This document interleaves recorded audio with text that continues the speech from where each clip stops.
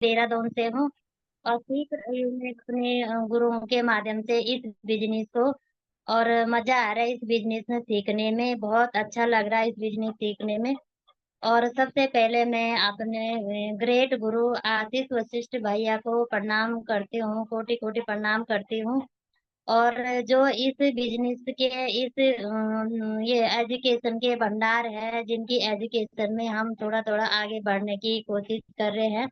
मैं भैया को कोटि-कोटि प्रणाम करती हूँ और बहुत-बहुत धन्यवाद देती हूँ, जो हर पल हमारे लिए सपोर्ट करते रहते हैं और एजुकेशन मिलती रहती है भैया से। और मैं प्रणाम करती हूँ अपने ग्रेट गुरु सुषमा बिष्ट दीदी जी को कोटि-कोटि प्रणाम करती हूँ। मैं दीदी को भी दीदी से भी बहुत कुछ सीखने को मिलता है, जो हमारी पूरे देश की शान है दीदी। और बहुत कुछ सीखने को मिलता है। दीदी बार-बार बीच-बीच में कॉल करते रहते हैं, जानकारियाँ देते रहते हैं, तो बहुत अच्छा लगता है। इतनी बड़ी पिन पे भी चल गई दीदी, पर ऐसा नहीं लगता है दीदी की इतनी बड़ी पिन पे चल गए, इतने छोटे से छोटे तक दीदी का सपोर्ट रहता है हम सभी के साथ, सभी टीम के साथ। तो मैं अपने आप को सौभाग्यशाली समझती हूँ, जो इतने अच्छे गुरु मिले हमको, जो इतना अच्छा सिस्टम मिले हमको। तो बहुत-बहुत कोटि-कोटि प्रणाम करती हूँ मैं। और प्रणाम करती हूँ मैं अपने गुरु बीवी मेठानी भैया को, जिनकी एजुकेशन भी हमको मिलती रहती है। भैया भी बीच-बीच में बात करते रहते हैं और भैया को भी बहुत कुछ सीखने को मिलता है। और प्रणाम करती हूँ मैं मीनाक्षी दीदी को। दीदी से भी बहुत कुछ सीखने इतने सरल स्वभाव के हैं, पर ये एजुकेशन बहुत कुछ सीखने को मिलता है दीदी से।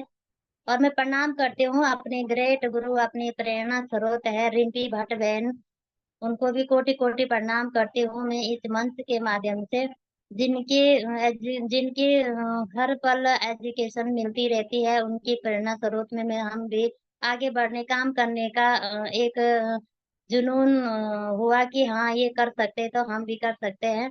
रिम्पी बहन का भी बहुत-बहुत धन्यवाद और कोटि-कोटि प्रणाम करती हूँ मैं यहाँ पे। और प्रणाम करती हूँ मैं यहाँ पे सुषमा रावत बहन का, जो आज की होस्ट है। तो बहन को भी मैं कोटि-कोटि प्रणाम करती हूँ।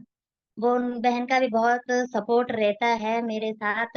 और प्रणाम करती हूँ मैं मधु बहन का, जो मेरी छोटी बहन है, पर इस सिस्टम के माध्यम में मेरी गुरु है। तो कोटि-कोटि प्रणाम करती हूँ मैं मधु बहन का, जो इस सिस्टम में लाई है मुझे। मैं तो बहुत-बहुत धन्यवाद, एक छोटा-सा शब्द है धन्यवाद करने का, क्योंकि इस सिस्टम से बहुत कुछ मिला हमें, बहुत कुछ सीखने को मिला, क्योंकि हम महिला यही सोचते थे कि बस हम खाली चूल्हा-चौका इसी के लिए बने हैं। और कुछ आगे कुछ अपने ही घर परिवार, अपने ही बच्चे यही सँभालना था, यही काम करना था। कुछ दीन दुनिया की कुछ पता ही नहीं था कि क्या होता है बाहर। तो जब से इस सिस्टम में आए, इस सिस्टम मिला मेरे को, तो बहुत कुछ सीखने को मिला। वैसे अपने माँ-बापों से भी सीखने को नहीं मिला होगा, अपने स्कूलों में भी सीखने को नहीं मिला, जो यहाँ मिलता है हमको सीखने के लिए। बहुत कुछ सीखने को मिला, मैं तो सौभाग्यशाली समझती हूँ अपने आप को, जो मेरे को ये सिस्टम मिला है। और मेरी बहन ने ये सिस्टम दिया, मैं तो कोटि-कोटि प्रणाम करती हूँ अपनी बहन को। अ, तो आज बोला कि कहानी तो क्या कहें, इसमें कहानी तो जो सालों-साल संघर्ष करते हैं, उनकी बनती है कहानी। कहानी हमें तो अभी तो शुरुआत है। कहानी तो नहीं बोलूँगी मैं, पर यही है कि जो हमने 2 साल में अनुभव किया इस सिस्टम के माध्यम में, इस सिस्टम के उसमें तो अपना अनुभव थोड़ा शेयर करूँगी मैं आप सभी लोगों को। तो सबसे पहले मैं इतनी पढ़ी-लिखी भी नहीं हूँ, मैं सबसे अपनी पढ़ाई पे मैं हमेशा नीचे हर बार पीछे झुकती थी, पीछे रहती थी कि यार मैं पढ़ी-लिखी नहीं ज़्यादा और मेरे को इंग्लिश नहीं आती है और लोग मेरे को ज़्यादा बोलना भी नहीं आता है, तो मैं हमेशा अपनी आप को आगे कभी नहीं करती थी। कहीं पर भी बोलने का मौका होता था, कहीं पर भी जैसे बच्चों को पढ़ाने का मौका होता था, मैं सोचती थी कि या मैं काम करती हूँ, अपनी जेठानी औरों को बोलती थी, "आप पढ़ा लो।" तो हमेशा ऐसे ही पीछे-पीछे होने का वो मैं ये लगता था कि मेरे को नहीं आएँगे तो मेरे को बोलेंगे इसको नहीं आता, अपनी मैं बेइज़्ज़ती महसूस करती थी मैं। तो कभी आगे आने की कोशिश नहीं करी मैंने। जब से ये सिस्टम मिला मैंने तो हर पल में आगे आने की कोशिश करी है। कहीं पे भी चाहे घर में हो, चाहे मीटिंगों में, हमेशा आगे आने की कोशिश करी या सीखने की कोशिश करी। कि क्या हुआ आज गलत होगा तो कल तो सही तो होगा। आते रहेंगे, बोलते रहेंगे, सीखते रहेंगे तो एक दिन हम भी सीखेंगे और लोगों की तरह हम भी बोलेंगे। तो ऐसे ही एक बार ये मधु बहन जब लॉकडाउन था घर में जा रखी थी तो आई मधु यहाँ हमारे यहाँ आई है बोले कि दीदी कि हमको कमरा ढूंढ लो। तो ऐसे ही मैंने कहा यार तू घर से आगे अब इधर तो मिला नहीं तो वो देहरादून गए तो वहीं से उसने बोला एक दिन फोन करा कि दीदी मेरे को एक सिस्टम मिला है और बहुत अच्छा है घर बैठे कर सकते हैं हम। वैसे भी हमने खाना खाना ही है तो वहां से खाएंगे तो हमको आगे बढ़ने का मौका मिलता है। तो मैंने कहा क्या मिला है? तो बोला आरसीएम। तो मैं मेरे को उस टाइम इतना भी नहीं था तो मैंने थोड़ी देर में के लिए भूल गई कि क्या बोला था इसने। तो दूसरे दिन फिर फोन करा कि बताया आपने? मैंने कहा यार बताया नहीं, क्या बोला था कौन सा सिस्टम बोला था आपने? तो बोला कि यार आरसीएम बोला था मैंने कि बताया आपने घर में? मैंने कहा नहीं बताया। तो मैंने तब लिख लिया कि आरसीएम। मैंने कहा अच्छा आरसीएम है ये। तो घर में बताया मैंने बोला कि कंपनियों का तो नाम ही मत लो तो यार यहाँ की कंपनियों को देखे बहुत ही वो था कि नाम ही मत लो। क्योंकि हम पहले एक कंपनी से जुड़ रखे थे तो उसके थ्रू हमने अपनी दुकान खोली थी। तो दो दो तीन बार उन्होंने सामान दिया तो बहुत सारे पैसे हमारे उधर फंसे हैं। तो तब से ये बोलते थे कि कंपनियों का नाम ही मत लो। तो जैसा घर में बताया मैंने, डर भी लग रही थी कि यार ये ऐसे बोलेंगे कि कंपनियों के नाम।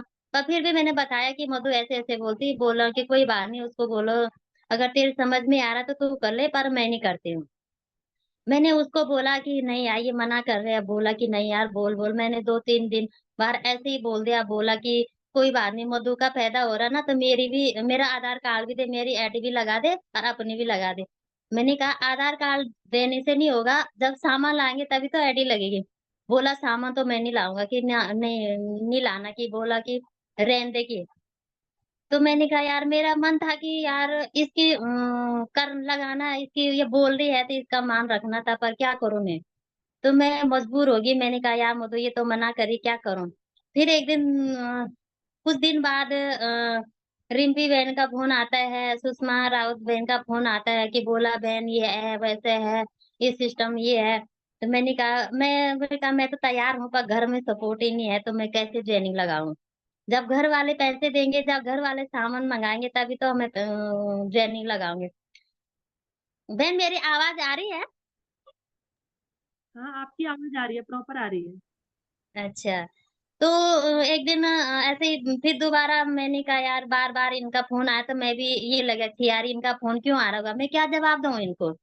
जब घर में हाँ ही नहीं है तो मैं इनको क्या जवाब दूं। तो फिर मैं भी लगने लगा। जब इनका फोन आता था तो मैं सोचती थी भगवान कैसे उठाऊं मैं इनका फोन, क्यों आ रहा होगा इनका फोन। तो करते करते ऐसे ही मैंने एक दिन दोबारा बोला बोला कि चलो तो तू ज्यादा ही जिद कर रही है तो चल ले पीयूसी में चल ले। तो वहां गए हम तो वहाँ ये वहां देखा इन्होंने तो दुकानदार कैसे होते हैं। दुकानदार ये होते हैं कि भाई उन्होंने अपनी फायदा देखना है। तो उन्होंने वहां पे थोड़ा दाल का रेट पूछा और वैसे ही 2-3 रेट पूछे उन्होंने। तो बोला कि नहीं इसी से कम में, इससे कम में तो मैं बेचता हूँ। तो बोला कि नहीं कि वो वहां दुकान से बाहर आ गया। तो मेरे को बुरा तो लगा है पर क्या करूं, ये तो मना कर रहे हैं तो ला भी नहीं सकती थी। तो घर आई मैं तो मधु का फोन आया कि दीदी सामान लागे। तो मैंने कहा नहीं है तो मधु बहुत ही ये होगी कि यार अपनी ही बहन पीयूसी से घर आ गई तो कैसे लगता है। तो शुरुआत में ये होता है कि यार एक ज्वाइनिंग के लिए भी तरसते हैं कि यार एक ज्वाइनिंग भी आए तो कैसे। तो मैंने ये वैसे पीयूसी से घर आ गई। तो बुरा तो मेरे को लग रहा है कि यार अब मधु क्या बोलेगी, मैं घर आ गई। तो एक दिन वैसे ही है कि मधु तब लगी रही यार दीदी क्या करे तू ज्वाइन तू लगा ले ज्वाइनिंग। तो ऐसे ही करते करते करते मैंने कहा यार जब ये इतनी जिद कर रही है तो मैंने कहा उसको मैंने 2,000 भेजे। मैंने कहा तू सामान ला मेरी आईडी लगा। तो उसने बोला कि ठीक है। तो उसने मेरी आईडी लगाई। तो मैंने कहा बता अब क्या करना है। तो बोला करने के लिए तो मैं बताती हूँ पर तू सामान यूज नहीं करेगी तेरे को तो यूज़ नहीं करेगी तो तेरे को कैसे महसूस होगा ये सामान खा के क्या होता है, ये सामान कैसा है? तो कैसे मैं वो तो उसकी चिंता मत कर, तू ये बता करना क्या है? तो उसने बोला कि बता ले ये एक दूसरों को बता ले। मैंने कहा यार बताऊँगी मैं तभी जब मेरा वो होगा कि मैंने करना है। मेरा तो ये है ही नहीं मैंने करना, तो इन्हें बोला तो मैंने जॉइनिंग तो लगा दी। फिर बोला कि ज़ूम डाउनलोड कर ले और इसमें मीटिंग अटेंड कर ले। मैंने ज़ूम डाउनलोड कराया और इससे पहले मैं ज़्यादा फ़ोन भी नहीं चलाती थी, बस व्हाट्सएप थोड़ा-सी व्हाट्सएप देखना था और फ़ोन कॉलिंग यही थी कि ज़्यादा फेसबुक ऐसे कुछ नहीं चलाती थी मैं। मेरा ज़्यादा फ़ोन का ध्यान नहीं था। तो यही था कि मैं थोड़ा-सी भागवत सुन लेती थी, थोड़ा-सी कहीं पे समाचार सुन लेती, यही करती थी पर ज़्यादा ऐसे वैसे चीज़ नहीं देखती थी। तो एक दिन मधु ने ज़ूम डाउनलोड करवाया मेरे से, बोला कि अब तू मीटिंग आएँगे तेरे से मीटिंग देखना। मैंने तब मेरे घर में तो ये था कि काम भी नहीं था, अपना झाड़ू-पोछा अपना बच्चों को देके फटाफट अपना खाना-पीना बना के बैठ जाती थी। तो ये था कि मैंने मीटिंग अटेंड करी, 1 दिन करी, 2 दिन करी, मेरे को अच्छा लगने लगा, तो बहुत कुछ सीखने को मिला है यहाँ इस सिस्टम में। तो मैंने कहा यार यहाँ तो सीखने को अब दूसरे मैंने मधु ने बोला कि अब सामान के लिए मैंने कहा यार सामान के लिए घर में बोलूँगी तो लड़ाई झगड़ा तो नहीं करेंगे। मेरे को डर भी लग रही थी यार कि बार-बार बोल रही है। तो मैंने ये करा कि मैंने कहा कोई तब तक मधु का दूसरे दिन फ़ोन आता है यार यहाँ एक सप्लीमेंट आ रखा है गामा ओरिजिनल। तो मेरी तबीयत रहती थी बहुत खराब, मैं एक दिन उठती थी, दूसरे दिन लेटती थी। तो कई साल हो गए, 9-10 साल हो गए थे मेरे को ऐसे ही करते-करते बहुत नसों का दर्द था और एसिडिटी थी, सिर में दर्द होता था, बहुत दिक्कत रहते। इससे पहले मैंने दवाई खा-खा के परेशान हो गई थी मैं, चूरन के रख रखे थे मैंने 3-4 डब्बे, तो बहुत परेशान होती थी मैं दवाई खा-खा के। तो बाद-बाद में ये होता है कि जो डेली-डेली बोलेगा तबीयत खराब है तो कोई पूछता भी नहीं है। तो यही था मेरा भी हमेशा का यही था तो बाद में इसने ऐसा बोला था मैंने कहा चल कोई बात नहीं है वो कर ले। तो मैंने कहा क्या है तो तब एक बार भैया की यहाँ मीटिंग थी, भैया और सुषमा दीदी जॉइनिंग से पहली थी वो मीटिंग है तो मैंने इस मेरी जेठानी और वहाँ गए और उन्होंने बोला कि क्या ये कि वहाँ मीटिंग थी, हम वहाँ गए थे। मैंने कहा मेरे को क्यों नहीं बताया? मेरे को तो मधु ने पहले बता देता जॉइनिंग हो जा, जॉइनिंग हो जा। उस मीटिंग के दौरान मधु ने बोला कि अपनी जॉइनिंग तो लगा ही लगा। अब वहाँ तो भैया और जा रखे हैं तो वहाँ लोग कोई ना कोई जॉइनिंग आ ही जाएगी उधर से तो तेरी जेठानी और उधर ना जाए। मैंने कहा कोई बात नहीं जाते हैं, मेरी जॉइनिंग लगा ले तो। तो वो आए तो तब धीरे-धीरे मैंने अपनी जेठानी औरों की एडी लगाई और शुरू-शुरू में ये होता है ना जब मीटिंग अटेंड कर रहे हैं तो ये उत्साह रहता है कि अपनी लिस्ट बनाने लगी कि ये पड़ोसी भी आएगा, वो पड़ोसी भी आएगा, ये भी करेगा, वो भी करेगा। मैंने लिस्ट बनाई और सुबह काम निपटा के और अपना काम निपटा के जाती थी मैं पड़ोस में इधर-उधर कि चलो यार इनको बोलती मैं ये सिस्टम के बारे में। किसी ने बोला कि हमारे अ, ये चाचा-ताऊ ये फ़ौज में है, वहाँ से हमारा कैंटीन से सामान आता है। किसी ने बोला यार ये तो बहुत पहले से है, तुम आज कर रही हो। तो ऐसे ही करते-करते मैंने अपनी जेठानी औरों की एडी लगा दी और तब मैंने मीना को बताया, मीना की एडी लगाई। तो और लोगों को कई को बोला तो नहीं आ पाए। वो कोई बोला कि नहीं ये तो ऐसे ही है कि बहुत कंपनियाँ आती हैं इसमें तो मैंने मधु को बोला, मधु ने बोला कि ये गामा ओरिजिनल ले ले पहले इसको खा के देख ले। तो मैं लाई उसको, तो ये जब दुकान में जाते थे तो ये इनको बताया नहीं मैंने कि मैं ला रही हूँ, सामान ला रही हूँ। भाई यही था कि एडी लगाई तो इनको पता नहीं था कैसे लगाई एडी। तो मैं सामान लाती रही मैं गामा ओरिजिनल मैंने यूज़ करा एक जे 14-15 दिन तक खाए मैंने तो मेरे को पूरा फ़ायदा लगने लग गया। मैंने कहा यार ये सही है, तो मैंने 1 महीना तक यूज़ करा, उसके बाद मैं दूसरे महीने मैंने 6 पीस गामा ले लिए। दूसरों को बताना शुरू कर लिया, मैंने कहा कोई बात नहीं है, राशन घर में नहीं आएगा तो मैं इस गामा पे काम करती हूँ। तो न्यूट्री चार्ज और गामा लाई मैं और जो मेरे को फ़ायदा हो रहा था मैं दूसरे को बताने लगी। तो मैंने दूसरे को बताया तो ऐसे ही करते मैं गामा पे 5-6 महीना मैंने ऐसे ही काम किया, राशन ऐसे कुछ नहीं लाई मैं घर में। तब मैं थोड़ा-थोड़ा मैंने कहा यार मेरी तो बहुत अच्छी हो रही तबीयत इसमें। तो इसके बाद मैं ये गम पे काम किया, फिर मैंने थोड़ा-थोड़ा तेल लाने लगी, चाय पत्ती, जो भी होता है, 2-2 4-4 चीज़ ऐसे ही लाती रही और एक दिन बोला कि अब तो तू बिल्कुल ना तो सिर दर्द बता रही है, ना दर्द बता रही है, आज तो तू बिल्कुल अपनी मीटिंग में व्यस्त रहती है। जब वो दुकान से आता था तो मैं मीटिंग ही में व्यस्त रहती थी, कभी लिखती थी, कभी कुछ बोला यही सही है, नहीं तो तू टीवी पे बैठी रहती दीदी अब तू अपनी कम से कम ये तो है कि तू कुछ ना कुछ कर रही है। तो मैंने कहा मैं इसीलिए बोल रही हूँ कि भाई मैं ये एक सिस्टम करती हूँ और कोई बात नहीं तू करती रहेगी। तो मैंने ऐसे-ऐसे करते धीरे-धीरे मैंने इनसे बोला नहीं है ऐसे ही लाती रही सामान। अब बोला कि तू कुछ मैं तेरे को देख रही हूँ, तू कुछ करना चाहती है ना मैं तेरे लिए दुकान खोलती हूँ घर में। घर में भी खोलते मैंने कहा एक खोल रखी है तो आप घर में भी बोला हाँ, घर में भी तो करना चाह रही है ना तो कुछ तो मैं दुकान खोलती हूँ। तो मैं बोला चलो खोलो दुकान भी खोल दो पर मैंने ये सिस्टम करना नहीं छोड़ना। तो दुकान भी खोला घर में तो दुकान भी देखने लगी और घर में भी देखने लगी तब थोड़ा बिज़ी भी होने लगी मैं। तो ये है कि मैंने तभी भी सिस्टम नहीं छोड़ा। मैंने कहा नहीं कंटिन्यू डे 1 से आज तक मैंने मीटिंग मिस नहीं करी है। तो मैंने बोला कोई बात नहीं है वो कर लो। फिर तब इधर-उधर पड़ोस में बताने लगी, तो बोला कि "तू खुद बाहर जा रही थी, तेरी दुकान में कौन आएगा? तू खुद तूने अपने परिवार के सब जोड़ लिए और वहाँ से सामान ला रही, तेरी दुकान से कौन लाएगा सामान?" फिर मैंने बोला कि नहीं ये कोई बात नहीं, मेरी दुकान में कोई और आएगा। तो बोला कि नहीं नहीं करना ये सिस्टम नहीं बताना किसी को। तो तब घर में बहुत ही वो हो गया तो मैंने कहा यार अब किसको बताऊँ घर में तो फिर मैंने घर में या अड़ोस-पड़ोसी या कहीं बताने बंद कर दिया मैंने इधर बताने। फिर मैंने कहा कोई बाज़ार में भी थे जान-पहचान वाले तो वहाँ भी हमारी दुकान थी। तो मैंने कहा वो लोग भी जो मेरे जान-पहचान है तो वो लोग हमारी दुकान से ले जाते हैं वहाँ से सामान। तो मैंने कहा बताऊँ मैं किसको?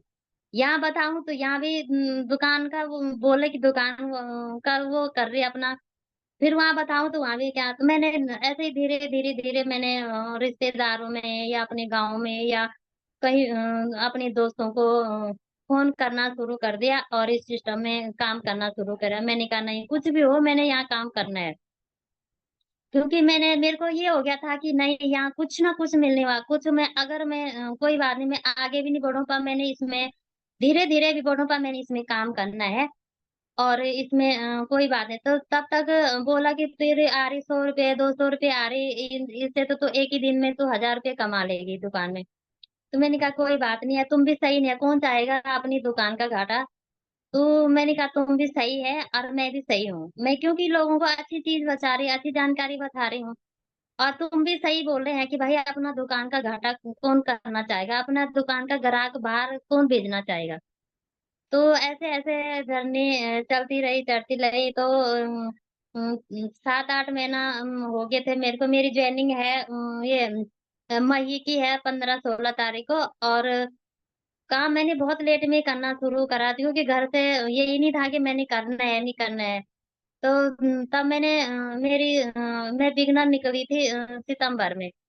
तो बिगिनर निकली थी तो मैं बोला कि बिगिनर थे तो कहाँ घर में इतना नहीं था कि मन से तो इतना हो रहा था कि खुशी हो रही थी पर बाहर से यही था कि कोई बात नहीं आई तो आई। तो घर में ये नहीं था तो कभी मैंने ये नहीं देखा कि मेरे पैसे कितने आए। आज के लोग तो ये बताते हैं कि 2 महीना भी नहीं होते बोलते इसमें फ़ायदा क्या है और मेरे पैसे कितने आए। तो मैंने ऐसे कभी कुछ ऐसे नहीं देखा है।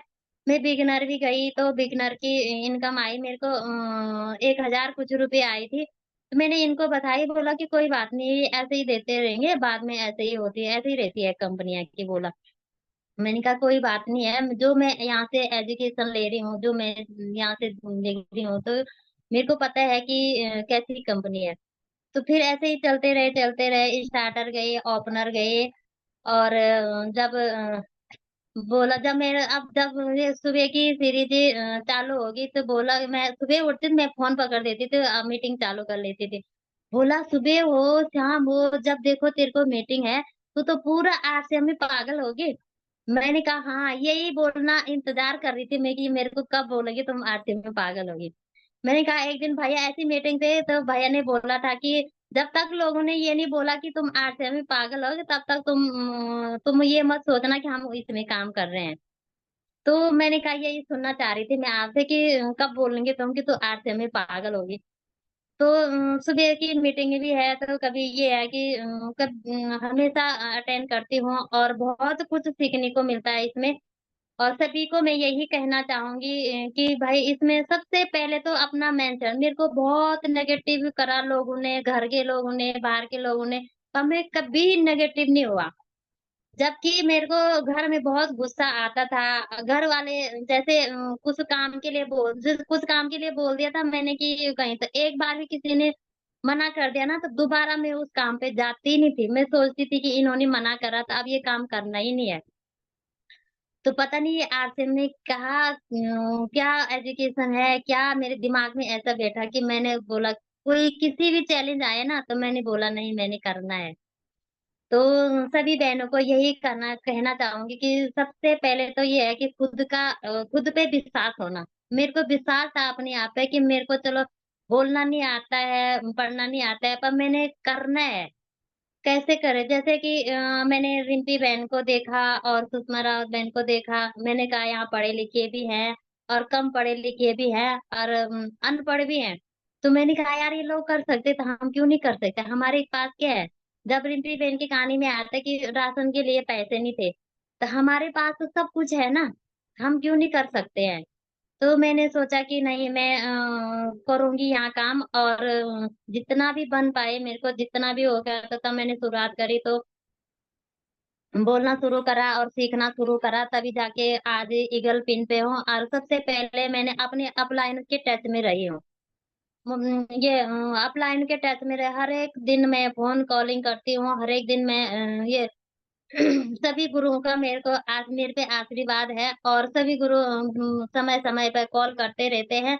मधु बहन का तो क्या कहना, मधु बहन को मैं 50 बार करती हूँ दिन का फ़ोन। बोलती यार तो मैं अब जब देखो बिज़ी जाती, जब देखो कि दीदी क्या काम है कि हाँ, कि ये ऐसा क्या है? ये सब पूछती रहती है। ये नहीं सोचा मैंने कि मैं ये मैंने बिगिनर निकला तो मैंने स्टार्टर की, ऐसे कभी नहीं करा। मैंने बिगिनरी तक का पूछा उसे। कि ऐसे क्या होता है? कैसे बिगिनर जाते हैं? क्या करना पड़ता है? बिगिनर गई तब स्टार्टर, स्टार्टर गई तब ओपनर, ओपनर गई तब ईगल। तो ऐसे स्टेप बाय स्टेप मैंने काम सीखना शुरू करा है और आज आपके सामने हूँ ईगल पिन हूँ और उम, ज़्यादातर क्या बोलूँ कहानी तो अब शुरू होगी कहानी तो क्या बताएँ इतना ही मेरे को तो घबराहट सी होती है और बोलना भी कुछ आता नहीं है। जैसे भी बोला होगा मैं तो सबसे पहले तो आशीष वशिष्ठ भैया का कोटि-कोटि प्रणाम करती हूँ और बहुत-बहुत धन्यवाद देती हूँ। भैया ने शुरुआत में यहाँ हूँ मीटिंग रखाई थी तो बोला था कि अब तो बिगिनर की तैयारी मैं अपनी मन में बोली भैया देखो कैसे बोले मैं एक जॉइनिंग के लिए तरस रही है अब बोले बिगिनर की तैयारी करो। मैंने कहा कैसे होगा बिगिनर? तो मैं यही सोच रही थी मन में कि इनका क्या है? ये तो बोलेंगे कि बिगिनर की तैयारी करो, ये करो। हमसे तो एक जॉइनिंग नहीं हो रही तो हम कैसे करेंगे? जब धीरे-धीरे काम करने लगे ना तो तब ये बोला कि हाँ, भैया बोलते हैं कि तुम कर सकते हो, तुम कर सकते हो, ये हौसला देते हैं। कि जैसे बाहर होता है ना कोई भी होता है कि हमेशा पीछे टाँग खींचने की कोशिश करते हैं। ये सिस्टम ऐसा एक अनोखा सिस्टम है ना हमेशा आगे बढ़ाने की, हमेशा आगे हाथ खींचने की कोशिश करते हैं, कि हमारे साथ-साथ बढ़े ये। हौसला देते हैं कि चाहे वो गलत भी बोल रहा है, चाहे वो गलत भी कर रहा है, तो हमेशा हौसला देते हैं कि नहीं, तुम कर सकते हो। जैसे हम बाहर लोगों से बात करते हैं ना, तो निराशा निराशा हो जाती है। कई बार मैंने मधु को बोला कि नहीं यार मेरा बस का नहीं है, मेरे को अब मत बोलना इस सिस्टम को करने का। क्योंकि घर में भी चैलेंज था, बाहर के लोगों को बोला था, तो वहाँ भी नेगेटिव हो जाते थे। तो ऐसे लगता था कि यार क्या कर रहे हैं? तो बीच-बीच में जब मीटिंग अटेंड करते थे, तब चार्ज हो जाते थे। तो यही मैंने कभी मीटिंग नहीं छोड़ा और यहाँ से बहुत कुछ सीखने को मिला है। जब सबसे पहले मैं वहाँ सेमिनार में गई थी, तो जब मेडल पड़ा था ना गले में, तो अंदर से अजीब-सा लगा कि यार मैंने ऐसा क्या कर दिया जो मेरे गले में मेडल पड़ा। आज तक तो कभी मेडल नहीं पड़ा है। तो अजीब-सा फ़ील हुआ कि यार हम भी इसमें तब से ऐसा लगा कि हाँ, हम भी कुछ कर सकते हैं। इतने सारे लोग देखिए मंच पे इतने वो देखे तो तब लगता है कि हाँ यार, हम महिला भी कुछ कर सकते हैं अपने घर बैठे। तो इसमें सबसे यही कहना चाहते हैं अपलायनों का रोल है, सबसे ज़्यादा आशीष वशिष्ठ भैया का रोल है इसमें, क्योंकि भैया बार-बार इतनी व्यस्त होके भी बार-बार भैया का सपोर्ट रहता है और कॉलिंग रहती है कि नहीं तुम कर सकते हैं, तुम काम करो, तुम कर सकते हैं। तो मैं भैया को बार-बार कोटि-कोटि प्रणाम करती हूँ, भैया का बहुत ज़्यादा सपोर्ट रहता है। और सभी को यही कहना चाहूँगी जितने भी नए लोग होंगे ना, सबके घर में किसी-किसी का कोई-कोई होता है कि उनके घर में चैलेंज नहीं होता होगा। नहीं तो ज़्यादातर घरों में चैलेंज होता है, किसी का ससुराल में, किसी का कहीं से हर चैलेंज आते हैं। पर कभी ये नहीं सोचा, क्योंकि उससे पहले हमने कुछ करके नहीं दिखाया ना, इसलिए वो हम पे भरोसा नहीं करते हैं। क्योंकि हमने कुछ करा ही नहीं ऐसे जो हम पे वो भरोसा कर रहे हैं। तो मैं यही कहना चाहूँगी सभी बहनों को कि भाई तुम काम करते रहो, कोई बात नहीं है, पर ये है कि उनको बोलने का मौका मत दो। अगर हम 8 दिन की मीटिंग में बैठ रखे हैं और खाना नहीं बना है और उनको बच्चों को भूख लगी है या हस्बैंड आ गए हैं, तो खाना नहीं बना है तो मीटिंग में बैठ गए हैं, तो ऐसा कभी नहीं करना चाहिए। अपना काम पूरा करना चाहिए, तब जाके हम आरसीएम करेंगे। तो साथ-साथ में हम वो लेडीज़ होती है ना, बच्चों को भी देखती है और अपने सास-ससुर को भी देखते हैं, अपने काम को भी मैनेज करती है, सब कुछ करती है, तब हर एक काम कर सकती है एक लेडीज़। और मैंने यही करा है और आज मैं आपके सामने हूँ, घर भी देख रही हूँ, बच्चों को भी देख रही हूँ और दुकान भी है मेरी। तो मैं सुबह सुबह अपना काम निपटा के 8 बजे चली जाती हूँ और दिन में 1 बजे आती हूँ, फिर खाना बना के फिर शाम को 4 बजे जाती हूँ, फिर साढ़े 9 भी हो जाती मेरी 9 भी हो जाती है, तब आती हूँ मैं, तब बनाती हूँ खाना। तो उसके बीच-बीच में मैं मीटिंग भी अटेंड करती हूँ, कभी मैंने मिस नहीं करा होगा। लोग बोलते हैं ना हमारे पास टाइम नहीं है। तो मैं बोलती हूँ कैसे नहीं, टाइम तो किसी के पास नहीं रहता है, निकालना पड़ता है। कुछ करने के लिए कुछ खोना पड़ता है, क्योंकि अब जैसे हम कई बहनों को बोलते हैं जैसे दिन में तो वो सो जाते हैं या कुछ करते हैं, तो कुछ करने के लिए कुछ खोना भी पड़ता है। अपने आप को ये करना चाहिए तो मैंने करना है तो करना है। तभी जाके कुछ काम है। जैसे हम घरों में काम करते हैं और आजकल गुड़ाई-निदाई कर रहे हैं, तो अगर वो लोग करेंगे नहीं तो कल काटने के लिए कैसे जाएँगे? तो यही है इसके, आज हम इस सिस्टम को समझेंगे नहीं और ज्वेलिंग नहीं लाएँगे, टीम नहीं बनाएँगे, तो कल हम कैसे बोलेंगे इसमें पैसे नहीं आ रहे। जब हमने इसमें काम ही नहीं करा, काम क्या है इसमें? अपना काम करते-करते करो ना इस काम को, मज़ा आ रहा है इस काम करने में। यही है भाई, मीटिंग अटेंड करो और यहाँ से एजुकेशन लो और दूसरे को बताओ। तो सभी बहनों को यही कहना चाहूँगी और जो भी गलती होगी मैं क्षमा चाहती हूँ और यहाँ पे सभी भाई और बहनों को प्रणाम करती हूँ कोटि-कोटि फिर दोबारा से। और सबसे पहले तो ये सुषमा रावत बहन और रिम्पी बहन और आशीष वशिष्ठ भाई और सुषमा बिष्ट दीदी को बहुत-बहुत धन्यवाद करती हूँ मैं। मेरे साथ पूरा सपोर्ट रहता है और सपोर्ट उसी के साथ रहेगा जो आगे चलने के लिए तैयार होगा। क्योंकि जब शुरू-शुरू में हमको बोलते थे ना, तो मैं बोलती थी कि क्या बोलते रहते हैं ये। जब थोड़ा-थोड़ा आगे बढ़ने लगे तब ये लगता है यार कि हाँ, सपोर्ट कैसा होता है। जब बार-बार कॉलिंग करेंगे हम ये सोचते हैं ना कि अपलाइन का फ़ोन आ गया, पता नहीं क्या बोल रहे हैं। तो मैंने कभी ऐसा जब से मैंने काम करना शुरू करा था कभी ऐसा नहीं बोलूँगा, क्योंकि मैं सोचती थी कि कौन-सी जानकारी किससे मिलेगी। जैसे-जैसे अपलाइन करा ना वैसे-वैसे मैं करती गई। शुरू-शुरू में एक बार जब रिम्पी मधु का फ़ोन आया तो बोला कि दीदी बोली थी मेरे को सामान लेने की इजाज़त नहीं है, अब 2500 पीवी कैसे बनाए दीदी ने? तो मधु ने बोला कि गाँव में पे काम कर रही है दीदी और तब तो ये कहीं चैनल आप एक प्रोडक्ट पे भी काम कर सकते हैं, जो तुमको सही लगता है, जो तुमको उसकी जानकारी ले लो, उसको यूज़ करो और एक प्रोडक्ट पे भी तुम काम कर सकते हैं इस सिस्टम में। तो सभी बहनों को कहानी तो क्या रही, जो भी गलती होगी अपना अनुभव बताया मैंने, तो क्षमा चाहती हूँ और यहाँ पे सुषमा बहन को माइक ऑनर करती हूँ। मोस्ट वेलकम बहन, जो भी गलती होगी मुझे क्षमा चाहती हूँ और सभी